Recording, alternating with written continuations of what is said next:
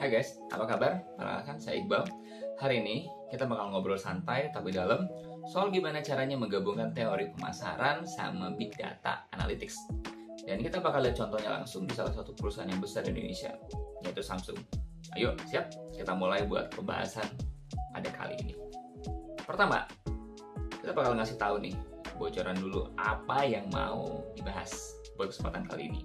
Pertama, kita bakal bahas teori Ibu Halis sama Volsek tentang Big Data Analytics dan Marketing Attribution.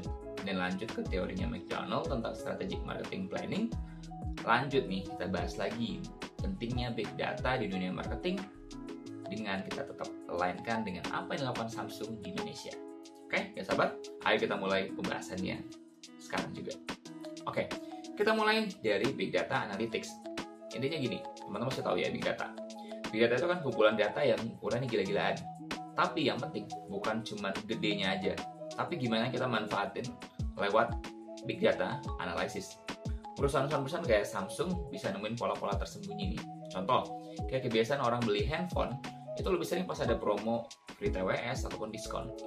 Insight-insight ini muncul menggunakan Big Data. Kebayang kan kalau nggak ada Big Data, kita jadi kayak jalan di lorong gelap sambil ngeraba-raba kiri kanan kita seperti apa.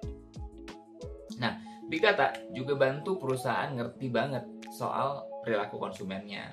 Misal, pelanggan ternyata lebih suka layar yang gede buat nonton Netflix dibanding buat kerja. Nah, insight ini bisa dipakai buat develop produk ataupun campaign marketing. Selain itu, dengan kita bisa cepat nangkap tren pasar baru, kayak pas tren smartphone lipat yang terjadi di Samsung. Kita bisa lihat nih, Samsung langsung coba buat gas, buat jualan Fold dan Flip-nya. Semua keputusan itu berdasarkan data yang jalan terus, bukan cuma feeling-feeling dan ngikut-ngikutin pasar aja. Kemudian nih lanjut tentang marketing attribution. Marketing attribution itu bisa kita bilang gampangnya kayak gimana kita naruh campaign pada posisi yang tepat. Bisa di depan, first click, di belakang, last click, ataupun kita bisa multi-touch, dibagi rata di beberapa titik. Bisa di depan, di tengah, ataupun di belakangnya. Kenapa kita penting memahami ini? Karena kalau kita tahu channel mana yang pas, paling efektif, kita bisa alokasikan budget marketing kita ke sana. Jadi kita nggak buang-buang effort, buang-buang uang buat iklan yang nggak ngefek kepada customer. Terus kita lanjut nih, ke teorinya McDonald. Gimana tentang nyusun rencana pemasaran yang strategis, bukan sekedar asal tembak aja. Pertama, kita harus bisa analisis dulu nih lingkungan bisnisnya, tren apa yang lagi jalan, siapa kompetitornya, terus segmentasi pasar. Kita bisa ini target marketnya, mulai dari anak muda, pebisnis, ibu rumah tangga, dan macam-macam. Itu kan beda-beda cara kita dalam hal pendekatan strategiknya.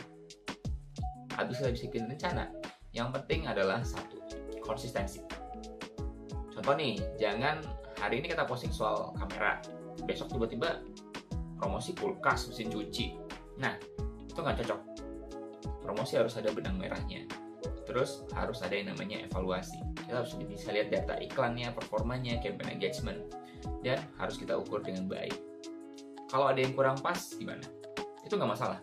Tinggal kita adjust aja strateginya. Yang penting strateginya tetap adaptif sama kondisi pasar saat itu.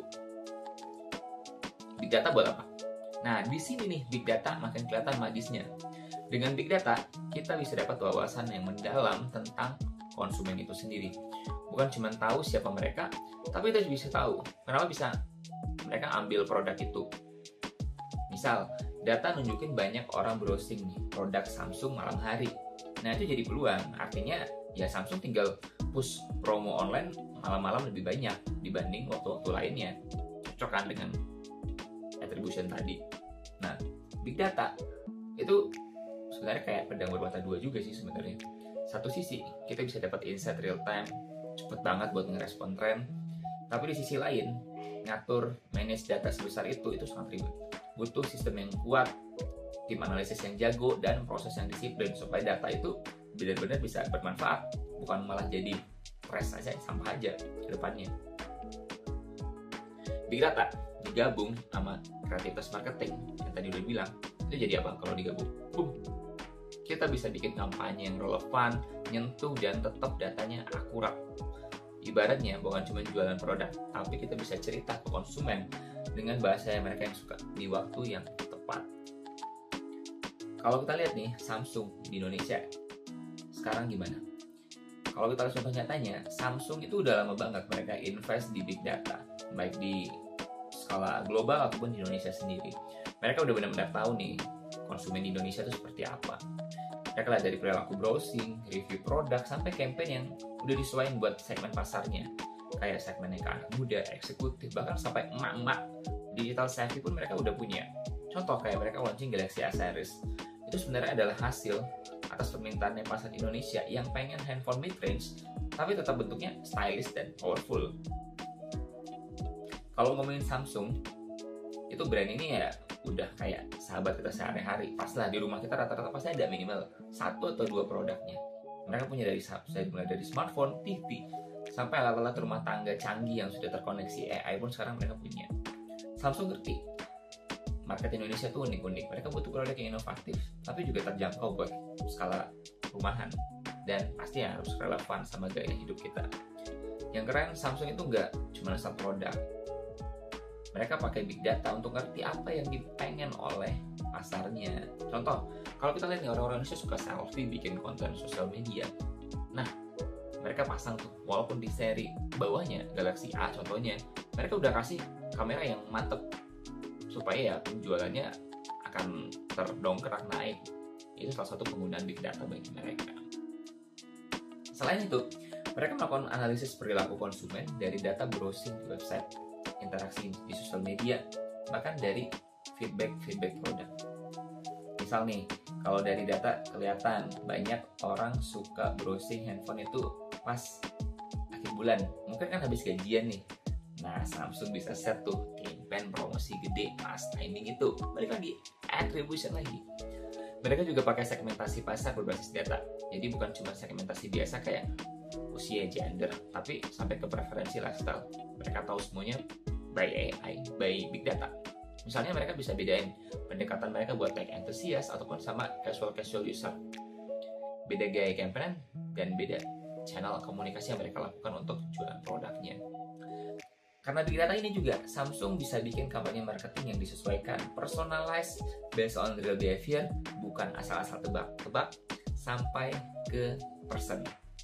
Jadi kita bisa dapat lihat kan itu banyak notif-notif yang masuk, itu sudah benar-benar by person. Hasilnya jelas, kelihatan banget. Strategi berbasis data ini bikin Samsung tetap jadi salah satu market leader di Indonesia. Meskipun kompetisi saat ini semakin ketat. Big data bisa bantu mereka bukan cuma jual produk, tapi bangun brand experience dan experience bagi customer mereka sendiri. Sehingga konsumen bisa ngerasa produk Samsung itu ngerti kebutuhan mereka. Dan itu yang bikin loyalitas dari customernya tumbuh. Kalau brand lain cuma sekedar jualan ya, Samsung itu jualan pengalaman saat ini. Jadi ya tetap Samsung bakalan bisa menjadi top of mind di masyarakat. Oke, sekian buat hari ini, kesempatan kali ini. Sampai jumpa di konten-konten berikutnya. Bye.